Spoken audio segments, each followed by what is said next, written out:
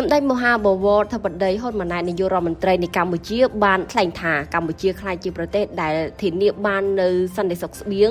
គឺដោយសារកត្តាពីរគឺសន្តិភាពនិងគុណនយោបាយពីមុនកម្ពុជាធ្លាប់ជាប្រទេសនាំចូលផលិតផលស្បៀងពីខាងក្រៅក៏ដោយសារប្រទេសធ្លាក់ក្នុងភ្លើងសង្គ្រាមប៉ុន្តែបច្ចុប្បន្នកម្ពុជាកំពុងក្លាយទៅជាប្រទេសដែលធានាបាននូវការផ្គត់ផ្គង់ស្បៀងនិងការនាំចេញ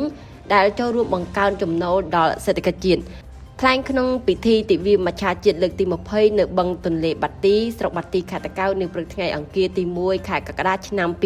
2025សម្ដេចមហាបវរធិបតីបានបញ្ជាក់ថាត្រីនៅក្នុងទន្លេនិងបឹងបើបានផលគឺសម្រាប់ពលរដ្ឋទាំងអស់គ្នាការកើនឡើងនៃបរិមាណត្រី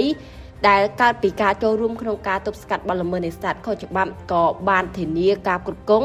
និងតម្លៃក្នុងការបំពេញសេចក្តីត្រូវការទីផ្សារនិងសន្តិសុខស្បៀង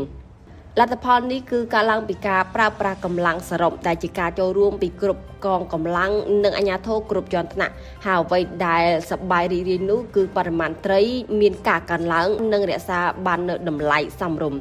សម្ដេចបានសង្កត់ធ្ងន់ថាសមិទ្ធផលនៃកត្តាសន្តិភាពបានប្រែក្លាយកម្ពុជាទៅជាប្រទេសដែលធានាបាននូវសន្តិសុខស្បៀងសម្រាប់ប្រជាជនប្រើប្រាស់ផងនិងសម្រាប់នាំចេញផងដែលការនេះរួមចំណែកដល់ការអភិវឌ្ឍប្រទេសជាតិជាមួយគ្នានេះកត្តានយោបាយដែលរាជរដ្ឋាភិបាលបានដាក់ចេញហើយបានធ្វើ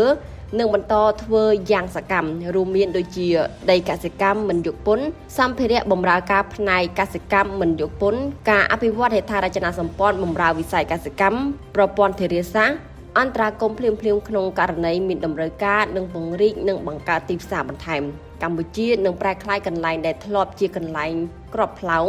ឲ្យក្លាយជាកន្លែងធ្វើកសិកម្មក្នុងន័យនេះ